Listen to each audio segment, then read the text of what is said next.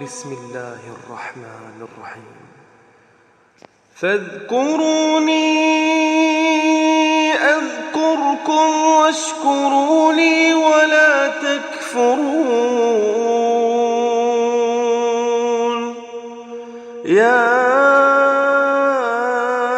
أيها الذين آمنوا استعينوا بالصبر والصلاة إن الله مع الصابرين.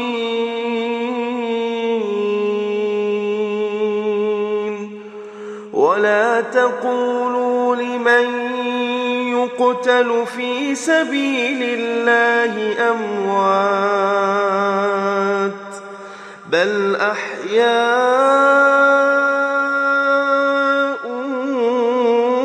ولكن لا تشعرون. ولنبلونكم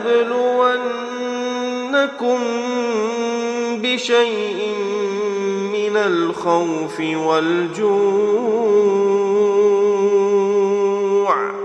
ونقص من الأموال والأنفس والثمرات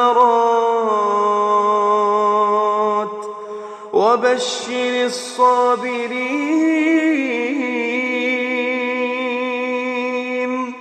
الذين إذا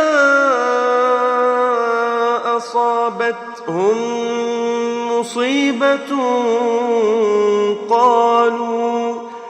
قالوا إنا لله وإنا إليه راجعون. أولئك عليهم صلوات من ربهم ورحمة وأولئك هم المهتدون.